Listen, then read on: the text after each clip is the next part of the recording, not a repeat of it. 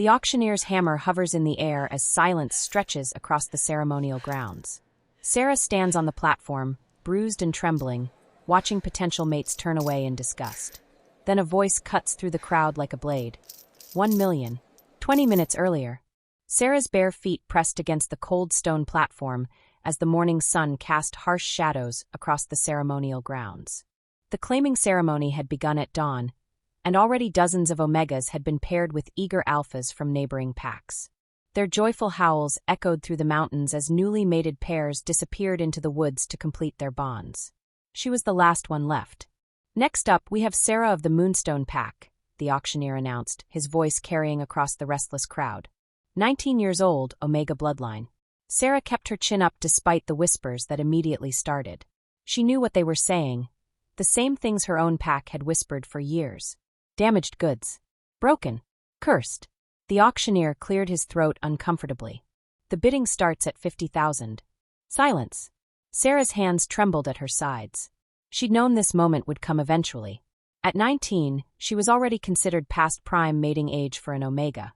Add in her complications, and she might as well have been invisible. Come now, the auctioneer tried again, forcing cheer into his voice. She's young, healthy. She can't speak, someone called out from the crowd. Laughter rippled through the gathered alphas. Genetic defect, another voice added. Probably pass it on to her pups. Sarah's cheeks burned, but she remained silent. Not by choice, she hadn't been born mute. The trauma that had stolen her voice when she was 7 had also left her with scars, both visible and hidden. The thin white line across her throat was just the beginning. 40,000? The auctioneer tried hopefully. An alpha near the front shook his head. I need a mate who can howl properly during the full moon. What's the point of a silent Omega? More murmurs of agreement. Sarah watched as several alphas turned their backs and began walking away. Her pack leader, Alpha Marcus, stood at the edge of the platform with his arms crossed, his expression one of barely contained disgust. 30,000? The auctioneer's voice cracked slightly. Nothing. Sarah closed her eyes and tried to summon her inner wolf, seeking comfort in the warm presence that had been her only companion through years of isolation. But even her wolf felt small and frightened today.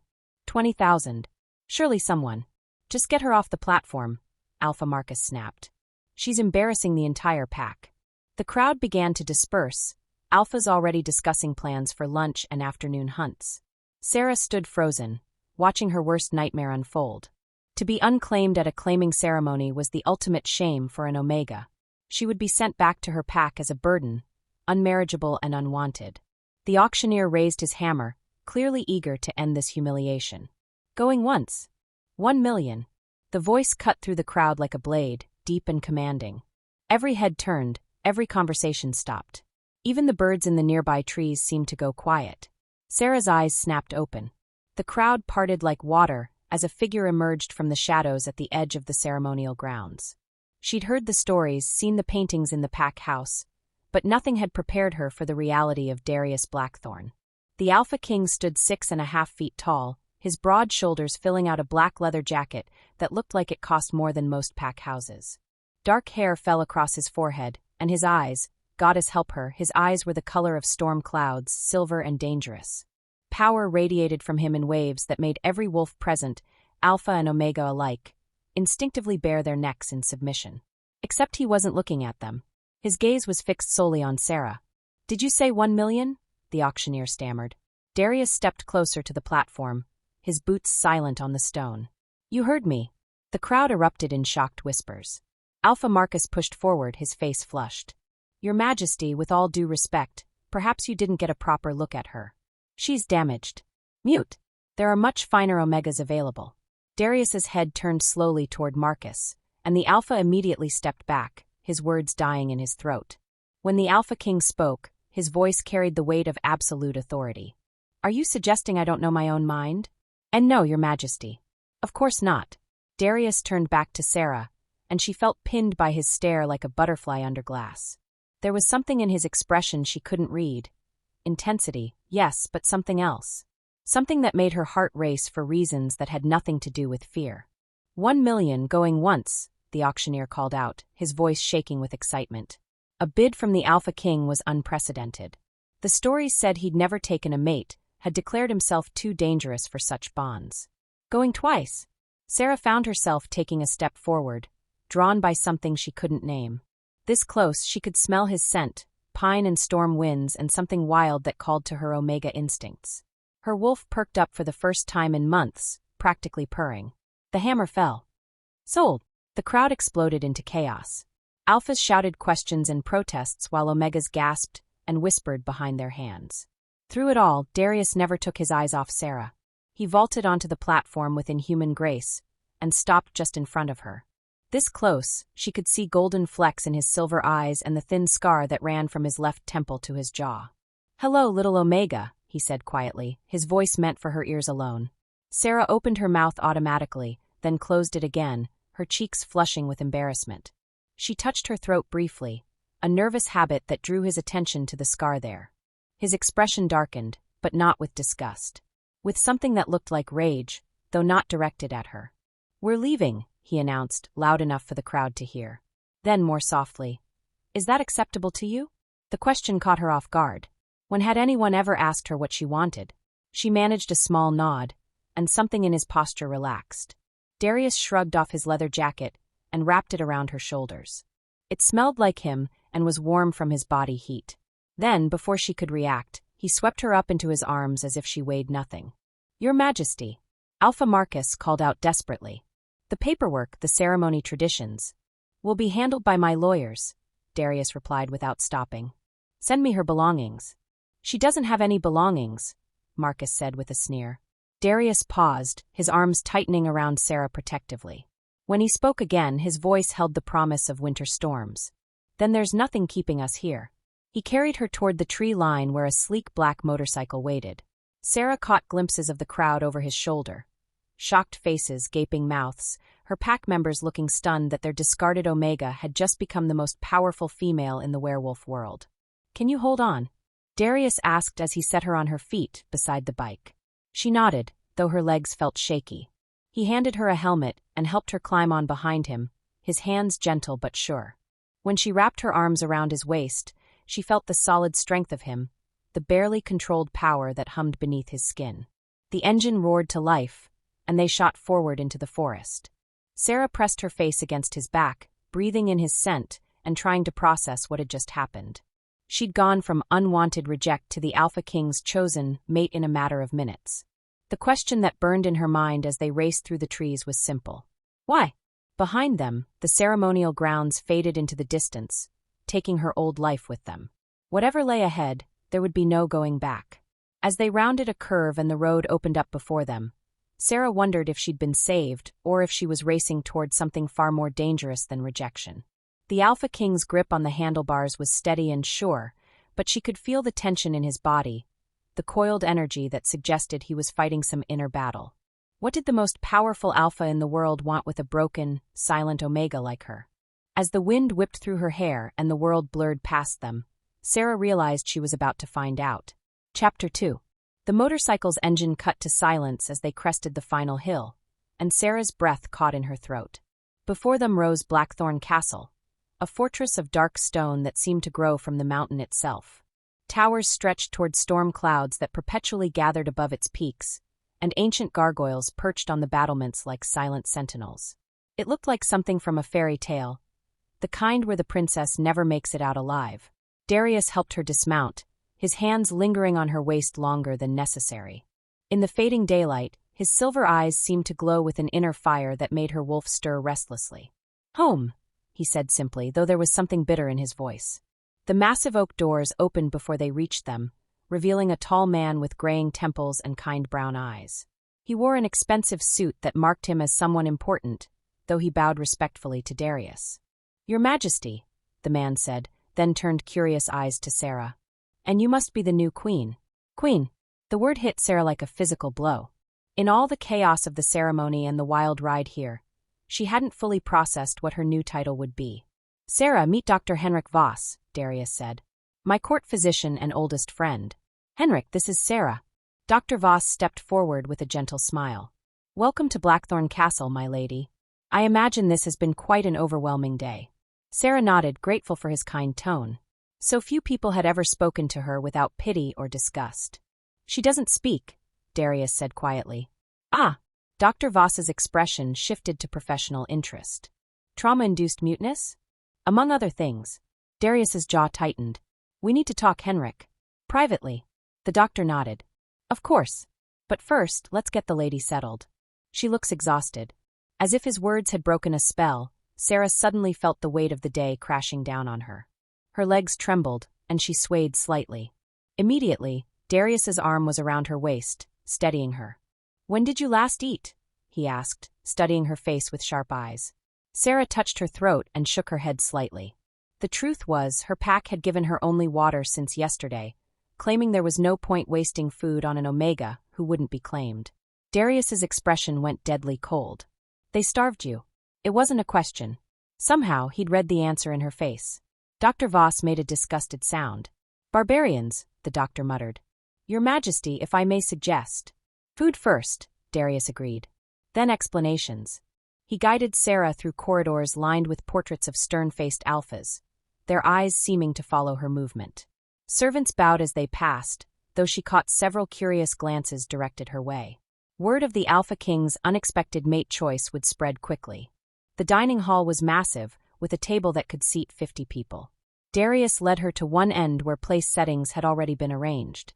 The efficiency suggested they'd been expected. Sit, Darius said gently, pulling out a chair for her. Sarah sank into the velvet cushions, overwhelmed by the opulence around her. Crystal chandeliers cast rainbow patterns on the walls, and the scent of roses from elaborate flower arrangements filled the air. It was beautiful and terrifying in equal measure. Servants appeared with silent efficiency, placing dish after dish before her. Roasted meat, fresh bread, vegetables she'd never seen before, and desserts that looked like works of art. Her stomach clenched with hunger, but she hesitated. It's not poisoned, Darius said with what might have been amusement. He sat across from her, close enough that she could see the golden flecks in his eyes. And you don't need permission to eat. The kindness in his voice nearly brought tears to her eyes. She managed a small smile and reached for a piece of bread, her hands shaking slightly. The first bite was heaven, warm and buttery, and everything she'd dreamed of during the lean months when her pack had forgotten to feed her. Darius watched her eat with an intensity that should have made her uncomfortable. Instead, she found something oddly comforting about his attention. When had anyone ever focused on her so completely? Better, he asked when she'd managed to eat half the food on her plate. She nodded, then impulsively reached across the table to touch his hand. His skin was fever-warm, almost burning, and she felt a jolt of electricity at the contact. She pulled back quickly, cheeks flushing. Thank you, she mouthed silently. Something shifted in his expression, becoming almost vulnerable. You're welcome. Dr. Voss entered the dining hall, carrying a leather medical bag. Forgive the intrusion, but I thought it best to examine the lady while she's comfortable. Darius tensed. Is that necessary? If she's to be your queen, her health is of paramount importance, the doctor said carefully. And there may be complications we need to address. The way he said it made Sarah's skin prickle with unease. She looked between the two men, sensing an undercurrent she didn't understand. What complications? Darius's voice carried a warning. Dr. Voss glanced meaningfully at the servants still hovering nearby. Perhaps we should continue this conversation in private? Darius dismissed the staff with a wave of his hand. When they were alone, he turned back to the doctor. Speak plainly, Henrik. The curse, Your Majesty. It's accelerating. Sarah saw Darius go completely still, like a predator preparing to strike. How do you know? Your eyes.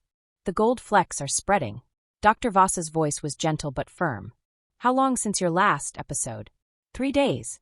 Darius's hands clenched into fists on the table. Maybe 4. Episodes. Sarah looked between them, frustrated by her inability to ask questions aloud. Dr. Voss seemed to understand her confusion. Your mate is cursed, my lady. Has been for nearly a decade. His wolf side grows stronger while his human consciousness weakens. If we don't find a cure soon. He didn't finish the sentence, but Sarah could read the conclusion in both men's faces. Darius would lose himself completely, become nothing but a beast wearing a man's skin. That's why you bought me, she realized, the understanding hitting her like a physical blow. She pressed her hand to her chest, over her heart, and shook her head. Not out of pity or desire, but because she was somehow useful to him. Darius's jaw tightened. Sarah! She pushed back from the table, her chair scraping against the stone floor. The fairy tale feeling of the last few hours crumbled around her. Of course there had to be a catch. No one had ever wanted her for herself. "Please," Darius said, rising as well. "Let me explain." But before he could continue, Dr. Voss stepped forward with his medical bag. "My lady, if I may examine you first? There's something we need to verify." "What kind of something?" Darius demanded. "The nature of her muteness." The doctor's eyes were bright with scientific curiosity. "I have a theory, but I need to be certain." Sarah looked at Darius, who nodded encouragingly. Despite her hurt feelings, she found herself trusting the older man. He had kind eyes, unlike so many who had examined her over the years. Dr. Voss had her sit in a more comfortable chair by the fireplace. He checked her pulse, looked into her eyes and throat with various instruments, and asked her to perform simple tasks. All routine medical procedures. Then he pulled out something she'd never seen before, a crystal pendant that glowed with soft blue light. "What is that?" Darius moved closer, tension radiating from his frame. "A magic detector," Dr. Voss said calmly. "Old magic, specifically." He held the pendant near Sarah's throat, and immediately the glow intensified to nearly blinding brightness. Both men sucked in sharp breaths. "Goddess above," Darius whispered. "What does it mean?" Sarah mouthed, though she had a sinking feeling she already knew. Dr. Voss set the crystal aside carefully. "You weren't made mute by trauma alone, my lady. There's ancient magic wrapped around your vocal cords like chains. Someone bound your voice with a spell so old and powerful that it's become part of your very essence." Sarah's world tilted. Everything she'd believed about herself, about her condition, had been a lie. Who would do that to a child? "Someone who feared what you might say," Darius said grimly. "Or perhaps what you might sing." The way he said it made her look up sharply. There was something in his expression, a mixture of hope and desperate hunger that frightened her. Before she could process this revelation further, heavy footsteps echoed in the corridor outside. A moment later, the dining hall doors burst open to admit a broad-shouldered man with military bearing and cold blue eyes. "Your Majesty," the newcomer said, his voice tight with barely controlled anger. "We need to talk." Darius straightened, his entire demeanor shifting from concerned mate to commanding king. "Marcus, I wasn't expecting you until tomorrow." So this was Darius's beta. Sarah could see the resemblance to her former pack leader. The same name, probably a relative. But where Alpha Marcus had been cruel and dismissive, this Marcus radiated dangerous competence. "The pack elders called an emergency session," Marcus said, his gaze flicking dismissively over Sarah. "They're furious about your purchase." "My mate," Darius corrected coldly. "Your mistake." Marcus stepped closer, lowering his voice though Sarah could still hear every word. "Do you know what they're saying? That you've lost your mind completely. That the curse has finally driven you insane. And what do you think, old friend?" Marcus glanced at Sarah again, and she saw the calculation in his eyes. He was weighing her worth, finding her lacking. "I think you've put us all in danger for a damaged Omega who can't even speak her own name." Darius moved faster than human eyes could follow. One moment he was standing by the fireplace, the next he had Marcus pinned against the wall by his throat. The beta's feet dangled inches off the ground. "Choose your next words very carefully," Darius said, his voice carrying otherworldly power that made the crystal glasses on the table ring in harmony. "Darius," Dr. Voss warned. "Your control." Sarah could see it now. The way Darius's eyes had gone completely gold, the way his canine teeth had elongated into fangs. The curse was there, just beneath the surface, waiting to consume him. Marcus, to his credit, didn't struggle. "The elders want her gone, Your Majesty. They're threatening to call a vote of no confidence." "Let them try." Darius released him with a slight shove. Marcus rubbed his throat but continued. "They have support. 3 of the 7 are already on their side, and 2 more are wavering. If they succeed, they'll what? Depose me." Darius laughed, but there was no humor in it. "I'd like to see them try." "They don't need to depose you," Marcus said quietly. "They just need to declare you unfit to rule. Then they can name a regent until the curse claim you completely." The words hung in the air like a death sentence. Sarah felt her chest tighten with an emotion she didn't want to examine too closely. Fear for Darius, yes, but something deeper. Something that felt dangerously like caring. "How long do we have?" Dr. Voss asked. "They're meeting tomorrow night," Marcus replied. "If you can't convince them by then we'd better find out exactly what our new queen can do," Darius said, turning to look at Sarah with those burning gold eyes. "Hadn't we?" Sarah pressed her back against the chair, suddenly feeling like prey caught between predators. She still didn't know why Darius had chosen her, what he thought she could do to help him. But she was beginning to understand that her new life came with dangers she'd never imagined. The pack elders wanted her gone. The curse was consuming the man who'd saved her from a life of shame and isolation. And somewhere in her throat, ancient magic hummed like a caged songbird, waiting for someone to find the key. "What exactly are you not telling me?" she mouthed, looking directly at Darius. His smile was sharp as a blade and twice as dangerous. "Everything, little Omega. But don't worry, you'll know soon enough." As storm clouds gathered outside the castle windows and thunder rumbled in the distance, Sarah realized she wasn't just the Alpha King's unexpected mate. She was his gamble, his desperate last hope. The question was, would she be his salvation, or would they both be destroyed by whatever power lay sleeping in her bound voice? Tomorrow night, she suspected, they would all find out. Chapter 3. Sarah jolted awake in the massive four-poster bed, her heart hammering against her ribs. The dream had been so vivid. Ancient wolves running beneath a blood-red moon, their voices raised in a song that made her very soul ache with longing. But it wasn't the dream that had woken her. It was the voice. "Come to me." The words whispered through her mind like silk, carrying a compulsion that made her throw back the heavy blankets without conscious thought. Moonlight streamed through the tall windows of her new chamber, casting everything in silver and shadow. She'd been at Blackthorn Castle for 3 days now, 3 days of awkward meals with Darius and worried consultations with Dr. Voss. 3 days of feeling like a specimen under glass while everyone waited to see what she might be capable of. "Come." The voice was stronger now, pulling at something deep in her chest. Without fully understanding why, Sarah slipped from the bed and padded barefoot across the cold stone floor. She wore only a silk nightgown that had been provided by the silent servants, far finer than anything she'd ever owned. The castle corridors were dark and filled with shadows that seemed to reach for her with grasping fingers. But the voice guided her forward, down a spiral staircase she'd never seen before, through passages that felt ancient beyond measure. She emerged into a courtyard she hadn't known existed, surrounded by high walls covered in night-blooming jasmine. The scent was intoxicating, making her head spin slightly. In the center of the space stood a fountain carved from black marble, its water catching the moonlight like liquid silver. And beside it sat the largest wolf she'd ever seen. Her breath caught. The creature was massive, easily twice the size of any normal werewolf in shifted form. Its fur was midnight black except for silver markings around its eyes and muzzle. When it looked at her, those eyes were the same storm gray she'd come to know so well. "Darius."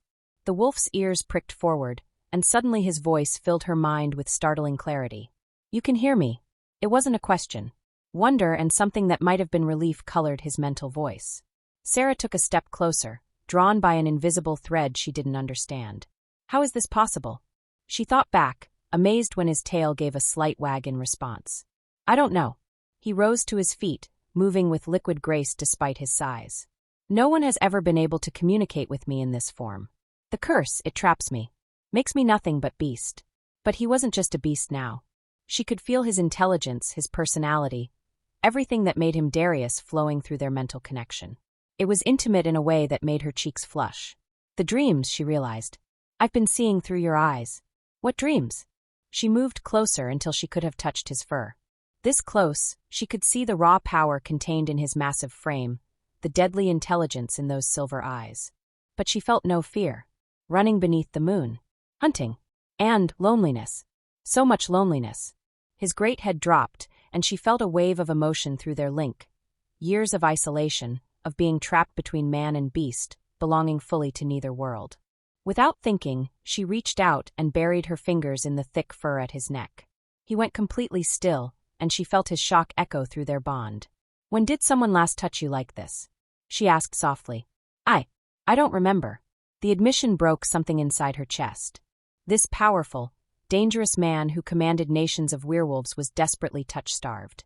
How many years had he spent locked in solitude, afraid of what his curse might do to those around him? She sank to her knees beside him, running her hands through his fur. He was warm, so warm, and she could feel his tension melting away under her gentle touch. "Tell me about the curse," she said. "Really tell me." He was quiet for so long she thought he wouldn't answer. Then, slowly, the story unfolded in her mind. A battle 10 years ago against a rival pack. a witch who had cursed him for killing her son in combat. The gradual loss of his humanity, episode by episode, until soon there would be nothing left of Darius Blackthorne at all. And you think I can help somehow?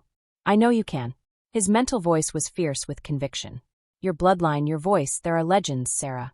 Stories of Omegas who could sing curses away, who could heal what magic had broken. She pulled her hands back, sudden wariness flooding through her. What kind of legends? But before he could answer, his form began to shimmer and blur. The transformation back to human was swift but clearly painful. She could feel echoes of it through their connection. When it was over, Darius knelt naked beside the fountain, his human form somehow smaller and more vulnerable than his wolf. He looked up at her with haunted eyes. The connection breaks when I shift back. I can never remember what we talk about. Sarah's heart clenched. To find that perfect communication, that understanding, only to lose it every time he became human again, it was a special kind of torture. She reached for his hand, and he gripped her fingers like a lifeline. I need to know what you learned, he said urgently. About your bloodline, your abilities. The pack elders meet tomorrow night, and if I can't prove you're valuable to them. He didn't finish, but she could read the fear in his expression. They would force him to send her away, and then he would be truly alone again. She opened her mouth to tell him what his wolf self had revealed, then stopped. Something held her back, a whisper of intuition that said she needed to understand more before she revealed what she'd learned. Instead, she squeezed his hand and nodded toward the castle. They needed to get inside before someone discovered them. The next day passed in a blur of preparations for the evening's confrontation with the pack elders. Dr. Voss ran more tests, trying to understand the nature of her abilities. Beta Marcus drilled her on pack politics and protocols, though his obvious disapproval made every lesson an ordeal. And through it all, Sarah found herself watching Darius with new eyes. Knowing about his wolf's loneliness, feeling the echo of their mental connection even in his human form, made her heart ache in ways she didn't want to examine too closely. As evening approached, she retreated to her chamber to prepare. The servants had laid out a gown of deep blue silk that brought out her eyes. It was beautiful, but it felt like armor, protection for a battle she wasn't sure she could win. She was adjusting the neckline when voices drifted through her partially open window. The sound of her name made her freeze. Certain Sarah is the one we need. The voice was unfamiliar, feminine, with an accent she couldn't place. Her bloodline is pure back 7 generations. Darius's voice, tight with tension. And the tests confirm it, she carries the song. But can she access it? The binding magic is ancient and powerful. Breaking it might. Might what? Darius demanded. Might kill her. The woman's voice was matter of fact. The shock of accessing that much power all at once, especially if she's never been trained, her mind could fracture. Or her heart could simply stop. Sarah gripped the windowsill, her knees threatening to give out. Kill her. Using her abilities to break his curse might kill her. What are the odds? Darius asked. Honestly? 50-50 at best. Maybe worse if the binding magic fights back. There was a long pause. Then, and if we don't try? You have perhaps a month before the beast takes over completely. Maybe less. Then we don't have a choice. Don't we? The woman's voice turned sharp. You could release her. Send her somewhere safe. Let her live out her life in peace. Find another way to break the curse. There is no other way. Darius's voice cracked like a whip. I've spent 10 years searching Lydia. She's my only hope. And if she dies? Another pause, longer this time. When Darius spoke again, his voice was so quiet Sarah had to strain to hear it. Then at least I'll have tried. Sarah stumbled back from the window, her chest tight with betrayal and terror. Everything, the rescue from the claiming ceremony, the kindness, the growing connection between them, all of it had been about using her. About risking her life for his cure. She thought of his wolf's loneliness, of the way he'd held her hand by the fountain. Had any of that been real? Or was she just a tool to him, a means to an end? The sound of footsteps in the corridor outside her door spurred her into action. She couldn't face him right now, couldn't pretend she hadn't heard. She needed time to think, to process what this meant. But first, she needed to get away from this castle and everyone in it. Sarah changed quickly into the simplest dress she could find, then grabbed a cloak from the wardrobe. The castle was busy with preparations for the pack elder's arrival. She might be able to slip out unnoticed. She made it to the main courtyard before her luck ran out. Going somewhere, little Omega? The voice came from the shadows near the gate. 3 figures emerged, wolves she didn't recognize, but their posture and scent marked them as alphas. Dangerous ones. We've been waiting for you to make a run for it, the leader said with a cold smile. He was tall and lean, with pale eyes that seemed to glow in the moonlight. Though I admit I thought it would take longer for you to figure out what dear Darius really wants. Sarah backed away, but the other two had flanked her, cutting off her escape routes. Who are you? She mouthed, though she doubted they would understand. Old friends, the leader said. We knew your mother, you know. Watched over you for years, waiting for your abilities to manifest. Her mother. Sarah's heart raced. She'd been told her parents died when she was a baby, that she had no family left. Surprised? You shouldn't be. Did you really think a bloodline as pure as yours would go unnoticed? We've been protecting you, preparing for this day. Protecting me from what? The Alpha's smile turned predatory. From becoming a sacrifice to break another's curse, of course. Though it looks like we're a bit late for that. Before she could react, something pricked her neck. The world tilted sideways as whatever they'd injected her with hit her bloodstream. Her knees buckled, and strong hands caught her before she could fall. Sleep now, little songbird. The Alpha murmured as darkness crept in around the edges of her vision. When you wake up, we'll tell you the truth about who you really are. About why so many people want to control your power. And about the real reason your voice was bound. The last thing Sarah saw before unconsciousness claimed her was the castle lit up against the night sky. And she wondered if Darius would even notice she was gone. Or if he would simply find another way to save himself. As the world faded to black, one final thought echoed in her mind. How many lies could one person's life contain? Chapter 4. Sarah's consciousness returned slowly, like swimming up from the bottom of a dark lake. Her head throbbed where the injection had pierced her neck, and her mouth tasted of copper and herbs.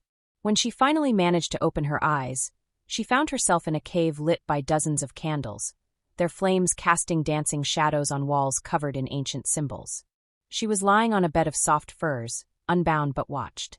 The pale-eyed Alpha from the castle courtyard sat nearby, his intense gaze never leaving her face. Awake at last, he said, setting aside a leather-bound book that looked older than the castle itself. I was beginning to worry we'd used too much sedative. Sarah struggled to sit up, her head spinning with the effort. Where was she? How long had she been unconscious? And more importantly, why hadn't these wolves simply killed her if they were enemies of Darius? Easy, the Alpha said, moving closer but stopping just out of reach. The drugs will take time to clear your system. I'm Kiran Shadowmere, Alpha of the Shadow Pack. And you, little songbird, are far more important than you've ever been told. The name Shadowmere sent a chill down her spine. Even isolated as she'd been in her pack, she'd heard whispers of the Shadow Pack. Wolves who existed on the fringes of society, following old ways that most had forgotten. Water, she mouthed, her throat feeling like sandpaper. Kiran handed her a cup carved from what looked like bone. The water was cold and sweet, helping to clear some of the fog from her mind. As she drank, she became aware of other presences in the cave, at least 6 more wolves, all watching her with expressions that ranged from reverence to wariness. Better? Kiran asked. She nodded, then gestured to her surroundings with a questioning look. You want to know where you are? This is the Heart Chamber, the sacred center of our territory. It's been prepared for your arrival for nearly 20 years. 20 years. Sarah's blood turned to ice. That would mean they'd been preparing since before she was born. I can see the questions in your eyes, Kiran continued. And I promise you'll have answers. But first, you need to understand what you are. What you've always been. He moved to one of the cave walls and ran his fingers over symbols that seemed to glow at his touch. Tell me, little songbird, what do you know about your parents? Sarah's hands trembled as she set down the water cup. She'd been told they died in a hunting accident when she was 2 years old. That there were no other relatives, no family history to speak of. Nothing, she mouthed. Of course not. Marcus Greywood made sure of that. Kiran's voice carried bitter hatred. Tell me, does the name Luna Silvermoon mean anything to you? The name hit her like a physical blow. Images flashed through her mind. A woman with silver hair singing lullabies, gentle hands weaving flowers into her hair, a voice like liquid moonlight calling her name. Dreams she'd always assumed were fantasies. Your mother, Kiran said, reading her reaction. Luna Silvermoon, last of the moon-blessed bloodline. The most powerful Omega to walk this earth in 5 centuries. Moon-blessed. The words resonated in her bones like a struck bell, awakening something deep and ancient within her. Power stirred under her skin, making the candle flames flicker and dance. What does that mean? She managed to mouth, though her hands shook with the effort. It means you're not just any Omega, Sarah Silvermoon. You're the daughter of legends, heir to powers that could reshape our entire world. Kieran returned to his seat, but his posture remained tense. Your bloodline traces back to the very first werewolves, to the moon goddess herself. Moon-blessed Omegas appear perhaps once in a millennium, and when they do, he paused, studying her face carefully. They either save our kind or destroy it utterly. There's never been a middle ground. The cave seemed to spin around her. Everything she'd believed about herself, about her origins, crumbled like sand. How do you know all this? Because we've been the keepers of the old knowledge for generations. While other packs forgot the ancient ways, we remembered. We watched. We waited. Kieran's pale eyes glittered in the candlelight. And we've been hunting Darius Blackthorn for 20 years. Sarah's chest tightened at the mention of Darius's name. Despite everything, the overheard conversation, the betrayal, the willingness to risk her life, her heart still clenched at the thought of him in danger. Why? She forced herself to ask. Kieran stood abruptly and moved to another section of the cave wall.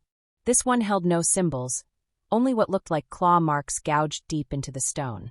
When he spoke again, his voice was thick with old pain. Because Darius Blackthorn murdered your parents in cold blood. And he would have killed you too if your mother hadn't hidden you first. The words hit her like an avalanche, crushing and impossible to escape. She gasped for air, her entire world tilting on its axis. Darius had killed her parents? No, she mouthed, shaking her head frantically. You're lying. I wish I were. Kieran's expression was grim. 20 years ago, a prophecy surfaced, one of the old ones, written in the moon tongue itself. It spoke of a moon-blessed child who would come of age in a time of great darkness. This child would have the power to unite all werewolf kind under one rule, or to destroy the supernatural world entirely. He turned back to face her, and she saw ancient grief etched in every line of his face. Darius was younger then, already being groomed as heir to the throne. When he heard the prophecy, he decided he couldn't risk the destroy option. So he hunted down every remaining member of the moon-blessed bloodline. Including my parents. Including your parents. Luna and Garrett Silvermoon were in hiding, raising you in secret. But Darius found them anyway. Kieran's voice dropped to barely above a whisper. I was there, Sarah. I saw what he did. Images flashed unbidden through her mind. Not memories, but something else. Visions, perhaps, or echoes of old magic. A cottage in flames. Screaming. A woman's voice raised in desperate song. Your mother used the last of her strength to cast a binding spell, Kieran continued. She hid your power, made you appear as nothing more than a traumatized human child. The muteness wasn't just from shock. It was protection. As long as your voice remained bound, no one would recognize what you were. Sarah's hands flew to her throat, feeling the phantom weight of magical chains around her vocal cords. She saved my life. She did. And then she died believing her sacrifice would keep you hidden forever. Kieran's jaw clenched. She couldn't have known that the very man who murdered her would one day claim you as his mate. The irony was crushing. Darius had spent years searching for a way to break his curse, never knowing that his salvation was the daughter of the people he'd killed. If he'd recognized her earlier, he would have killed me, she realized, without hesitation. But now, Kieran studied her with calculating eyes. Now he needs you too badly to risk your death until after you've served your purpose. The conversation she'd overheard flooded back. His willingness to risk her life, his casual acceptance of the 50-50 odds. Had he known? Deep down, had some part of him recognized what she was? The curse, she said suddenly. How did he get cursed? Kieran's smile was sharp as broken glass. That would be my aunt's handiwork. Morgana Shadowmere, the witch who cursed him during that battle 10 years ago. She made sure the curse could only be broken by moon-blessed power, the very bloodline he'd tried to exterminate. She knew. She suspected. The battle happened near the place where your parents died. Morgana felt the residual magic, recognized the signature of moon-blessed power. She crafted the curse specifically to force Darius to face the consequences of what he'd done. Sarah's mind reeled. The curse wasn't random, it was justice. Poetic and terrible justice that had led Darius to her without him even understanding the connection. What happens now? She asked. That depends on you. Kieran moved closer, his expression intense. Your power is awakening. I can feel it singing in your blood. Soon, the binding will break naturally, and when it does, every supernatural creature for 1,000 miles will sense what you are. Including Darius. Especially Darius.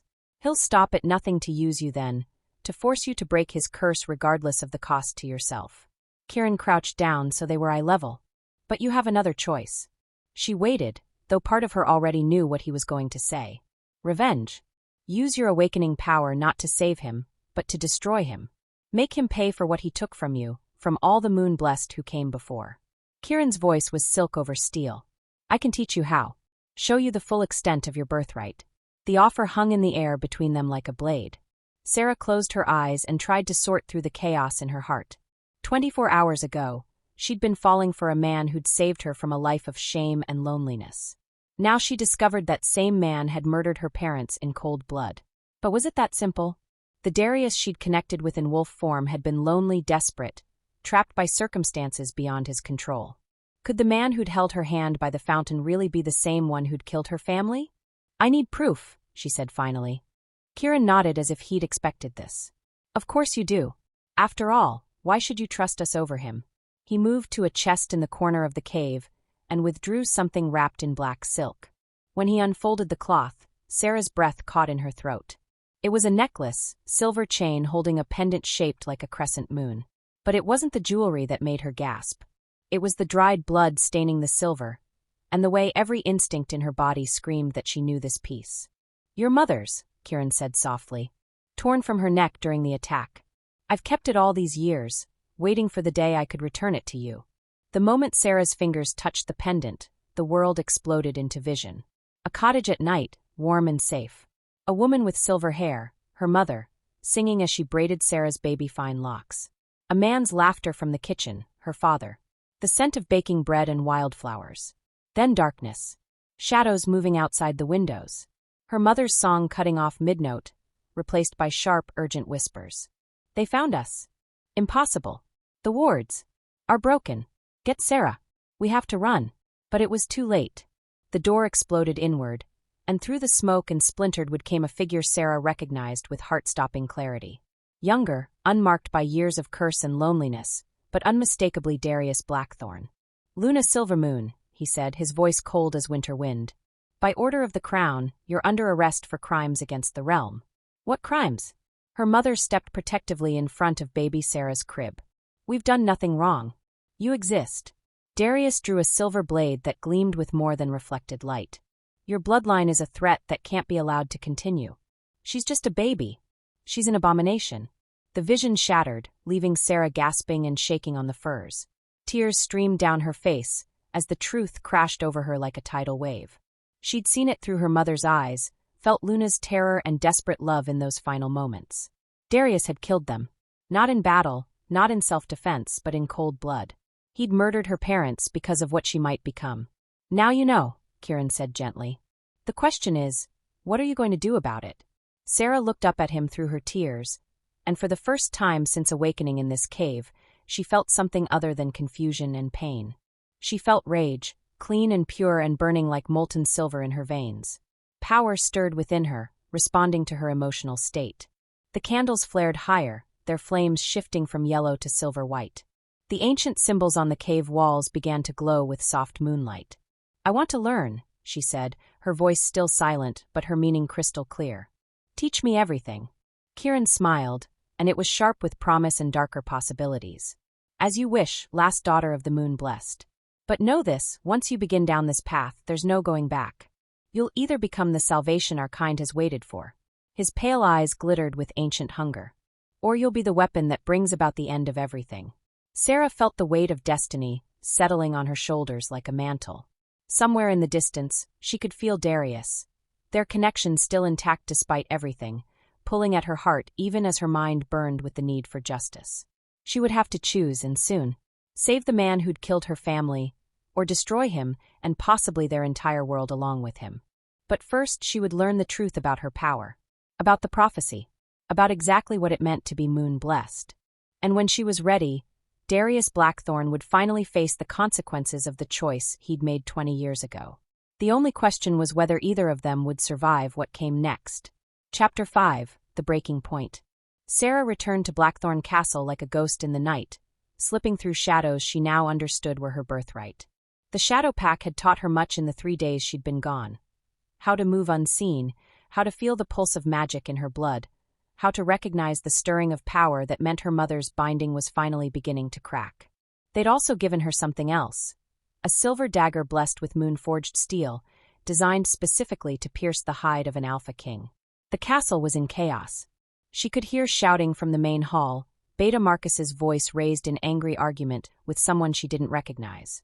Through the tall windows, she glimpsed search parties returning empty-handed from the forests, their torches bobbing like fallen stars in the darkness. They'd been looking for her. The thought should have warmed some cold part of her heart, but instead it only fed the rage that had been building since Kieran showed her the truth. How dare Darius pretend to care?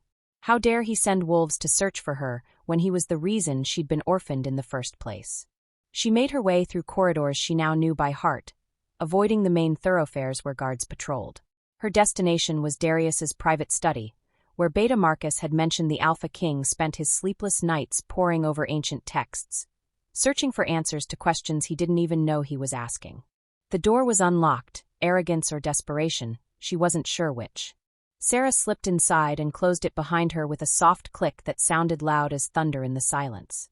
Darius sat hunched over his massive oak desk, surrounded by towers of leather-bound books and scrolls that looked older than civilization itself. He was still in the clothes he'd worn 3 days ago, now wrinkled and stained with ink. Dark circles shadowed his eyes, and his usually perfect hair hung limp around his face. He looked like a man slowly going mad. "I know you're there," he said without looking up from the tome he was reading. "I could feel you the moment you stepped onto castle grounds." So their bond was still intact, despite everything. Sarah wasn't sure if that made what she had to do easier or harder. She stepped into the pool of lamplight that surrounded his desk, and he finally looked up. The relief that flooded his features was so genuine, so raw, that it nearly shattered her resolve. "Sarah!" He rose so quickly his chair toppled backward. "Thank the goddess. Are you hurt? Who took you?" "I'll kill them, You already did." The words came out as a whisper, barely audible, but they stopped Darius mid-sentence as effectively as a shout. His eyes widened, not just at her words but at the fact that she'd spoken them aloud. "Your voice," he breathed, "is returning." She took another step closer, her hand finding the hilt of the silver dagger hidden beneath her cloak. "Along with my memories." Something shifted in his expression, wariness replacing relief, the predator in him recognizing a threat. "What memories?" "Of a cottage burning. Of my parents screaming. Of you standing over their bodies with blood on your blade." The color drained from Darius's face, so quickly she thought he might collapse. For a long moment, the only sound in the study was the crackling of logs in the fireplace and the thundering of her own heartbeat. "How?" he whispered. "Does it matter?" Sarah's voice grew stronger with each word, 20 years of silence breaking apart like ice in spring. "You killed them. You killed Luna and Garrett Silvermoon because you were afraid of what their daughter might become." "No." Darius shook his head, backing away from her until his shoulders hit the bookshelf behind him. "That's not, you don't understand." "Then explain it to me." The words exploded from her throat with such force that every piece of glass in the room cracked. Power pulsed through her veins like liquid lightning, responding to her emotional state. Darius flinched as if she'd struck him. "Sarah, please. Your power, you need to control it." "Why?" "Afraid I might bring down your precious castle." She laughed, and the sound was like breaking crystal. "Maybe I should. Maybe I should tear this whole place apart, starting with you." "Listen to me." Darius held up his hands in a gesture of surrender, but his silver eyes never left her face. "I did kill your parents, but not for the reasons you think. Enlighten me." He ran a hand through his disheveled hair, looking older than his years. "The Shadow Pact told you about the prophecy, didn't they? About how a moon-blessed child would either save or destroy our world." "They did, but they didn't tell you everything." Darius moved slowly to his desk and pulled out a drawer. From it, he withdrew a scroll so old the parchment was nearly black with age. "This is the original prophecy, not the version the Shadow Pact has been spreading for generations." Despite herself, Sarah found herself leaning forward to look. The words were written in a script so ancient she couldn't read them, but somehow their meaning resonated in her bones. "What does it say?" "That the moon-blessed child would only become a destroyer if their power was awakened through sacrifice. Specifically," his voice dropped to barely above a whisper, "the sacrifice of their own innocence." Sarah's blood turned to ice. "What are you talking about?" "Your parents weren't hiding from me, Sarah. They were preparing to use you." Darius's hands shook as he set the scroll aside. Luna and Garrett had been corrupted by dark magic, convinced that the only way to ensure their daughter would have enough power to reshape the world was to awaken that power through ritual sacrifice. "You're lying." "I wish I were." He moved to another shelf and pulled down a leather journal bound with iron clasps. "This is Luna's diary. The Shadow Pack gave it to me after I killed her. They wanted me to understand what I'd stopped." He opened the journal to a page marked with a black ribbon and held it out to her.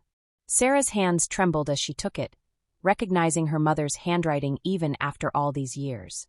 "The ritual must be performed on Sarah's 5th birthday," the entry read.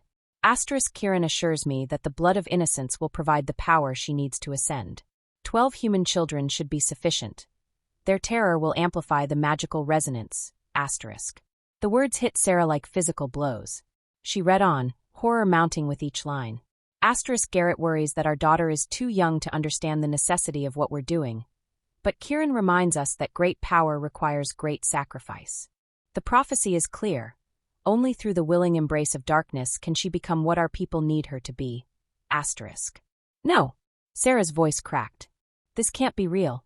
My mother wouldn't." "The Shadow Pack corrupted them," Darius said gently. "Fed them lies about what the prophecy meant. Convinced them that mass murder was the only way to ensure your survival. By the time I found your family, they had already begun preparations."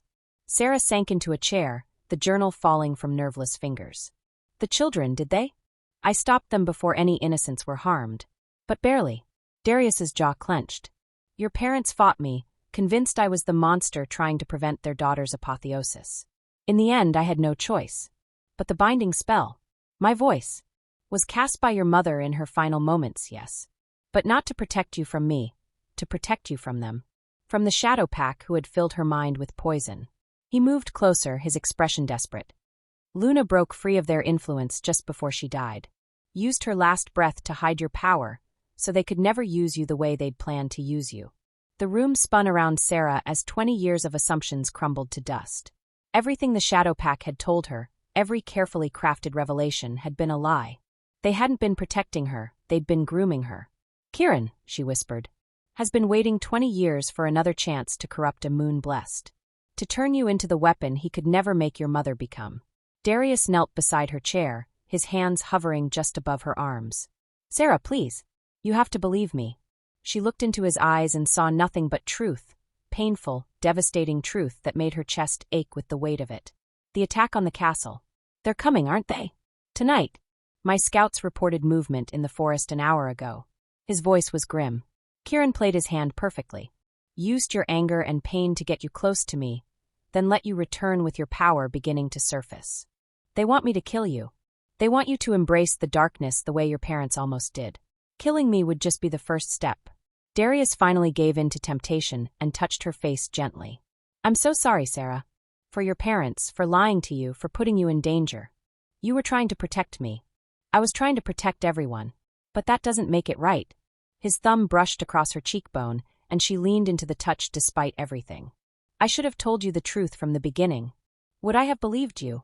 Probably not. But you deserved the choice." A howl echoed across the castle grounds, long, mournful, and filled with malevolent promise.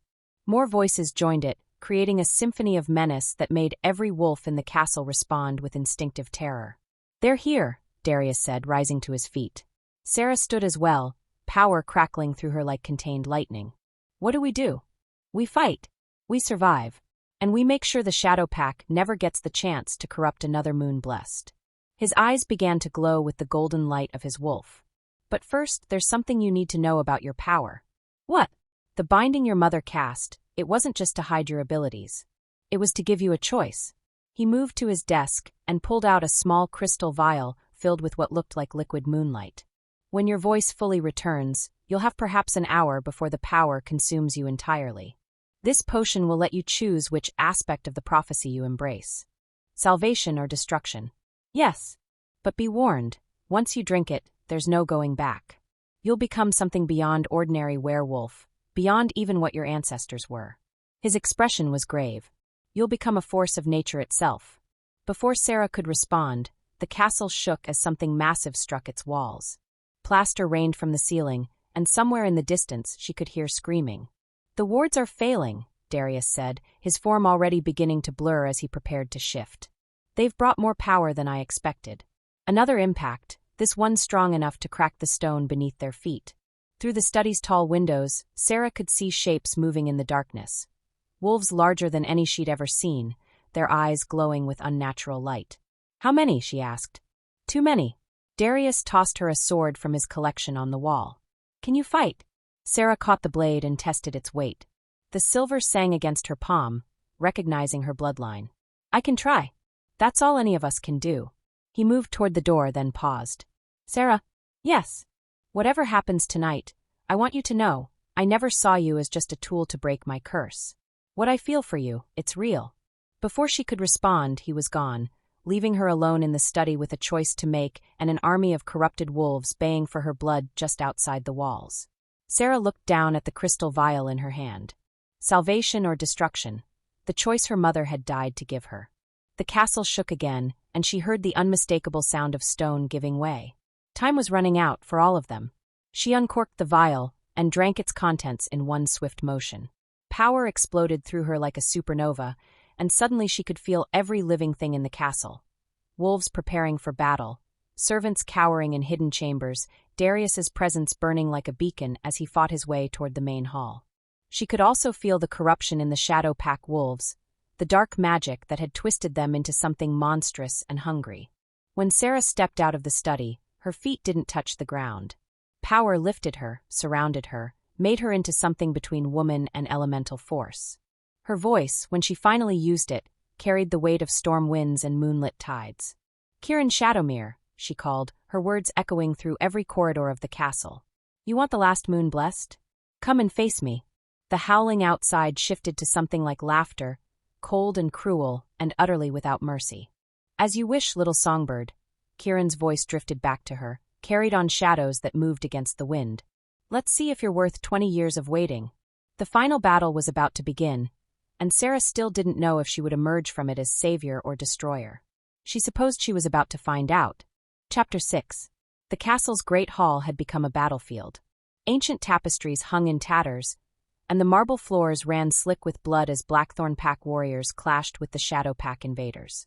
The air reeked of violence and dark magic, making Sarah's newly awakened senses reel.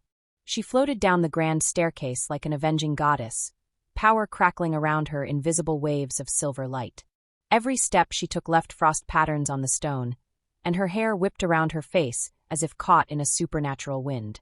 Below, she could see Darius fighting 3 Shadow Pack warriors at once.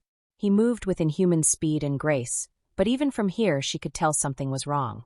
His movements were too aggressive, too wild. The curse was accelerating, feeding on the chaos around them. A scream drew her attention to the left balcony, where several of the castle staff had taken refuge. A massive Shadow Pack wolf was stalking toward them, its eyes glowing with malevolent hunger.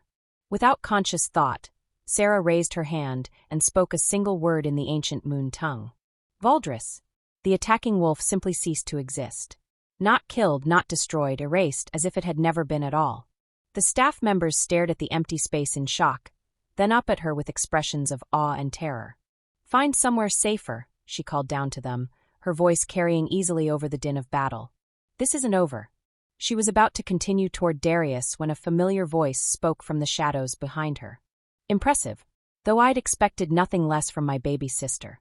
Sarah spun, power flaring around her like a shield. Beta Marcus stepped from an alcove she hadn't noticed, but something was different about him. Gone was the dutiful pack officer she'd known. In his place stood a man whose eyes held the same silver fire as her own, whose presence sang with barely contained magic. Marcus, the name came out as barely a whisper. Not quite the family reunion you were expecting? He smiled, but there was no warmth in it. Hello, Seraphina. It's been a very long time. The name hit her like a physical blow.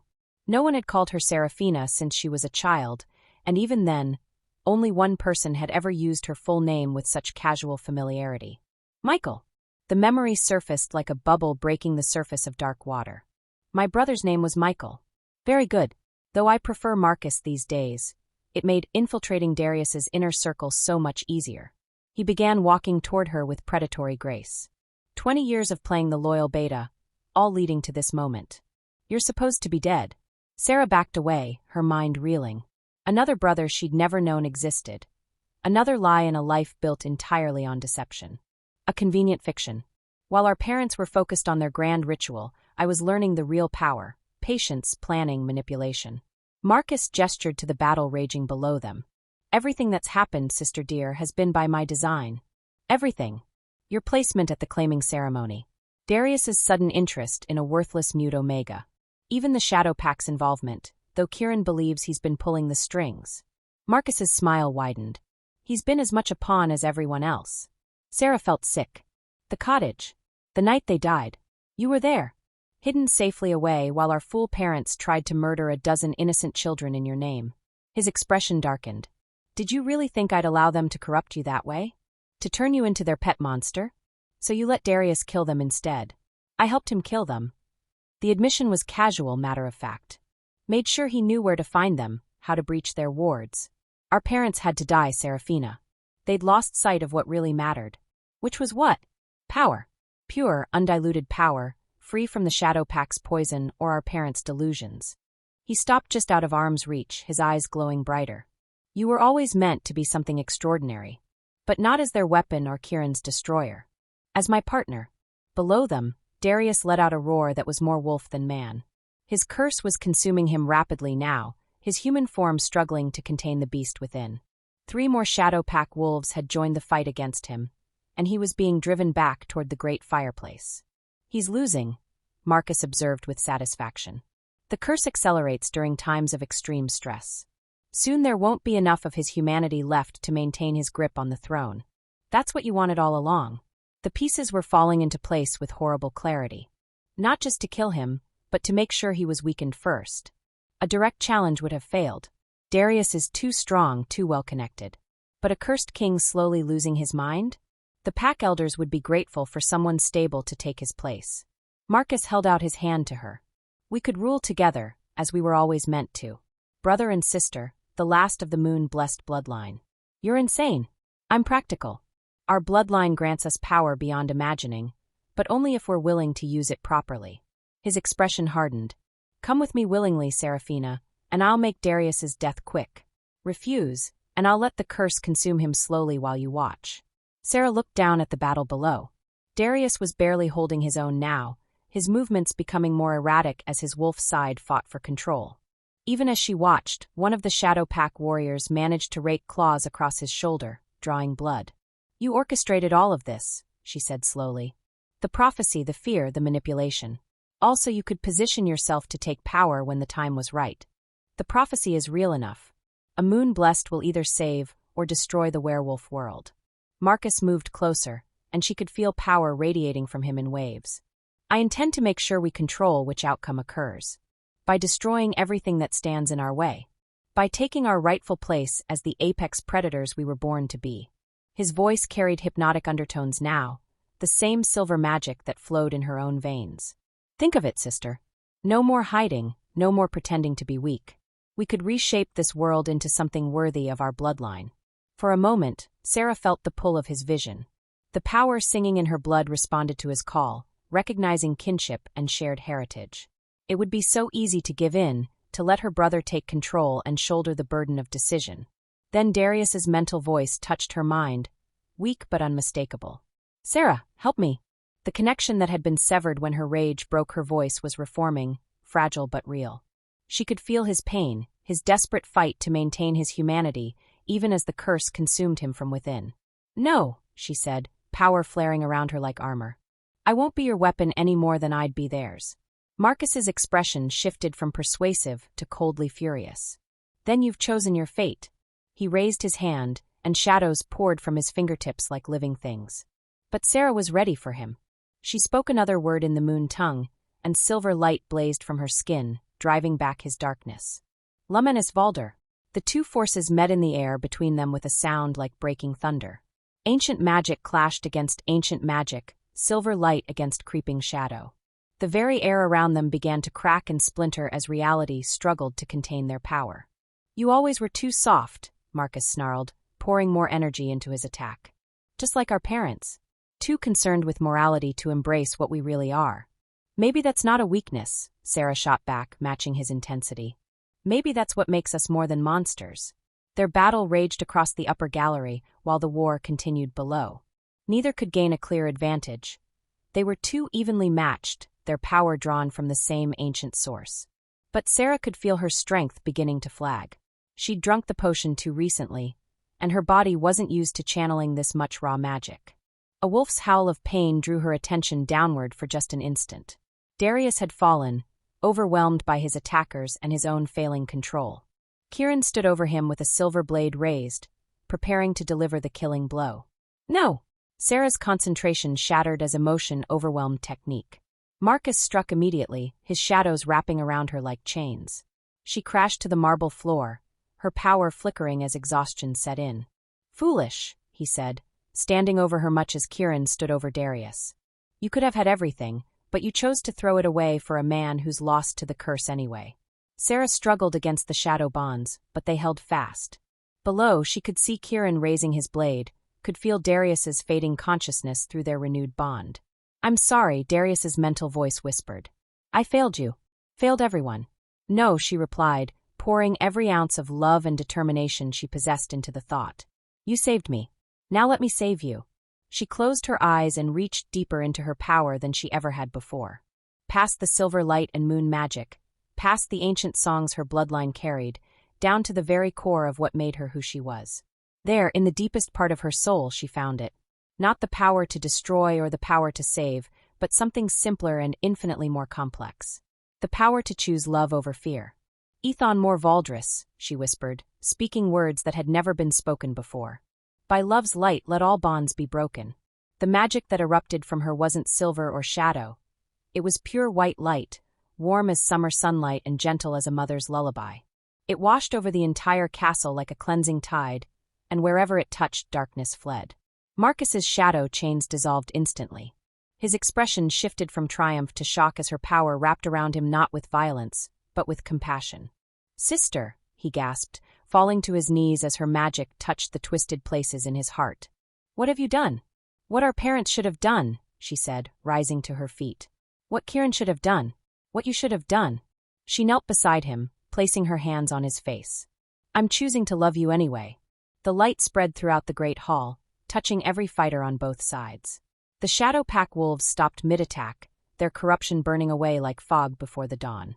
The Blackthorn warriors lowered their weapons, confusion replacing battle fury. And Darius rose from the marble floor, his eyes clear and human once more. Sarah felt the curse breaking apart like ice in spring, its dark magic unable to withstand the purifying force of unconditional love. The bond between them blazed to life, stronger than ever, carrying not just desire but understanding, forgiveness, hope. How? Kieran stared at her in bewilderment. The prophecy said destruction or salvation, not this. The prophecy was incomplete, Sarah said, helping Marcus to his feet. Her brother looked dazed but human again, the twisted hunger gone from his eyes. It didn't account for a third option. Which was redemption. She looked around the hall at the warriors from both sides, now standing together in confusion and dawning hope. The moon-blessed weren't meant to destroy or save the world. We were meant to heal it. Darius reached her side, his hand finding hers automatically. Through their bond, she could feel his amazement, his love, his absolute trust in whatever choice she made next. What happens now? He asked. Sarah looked at her brother, who was staring at his hands as if seeing them for the first time. At Kieran, whose pale eyes held wonder instead of malice.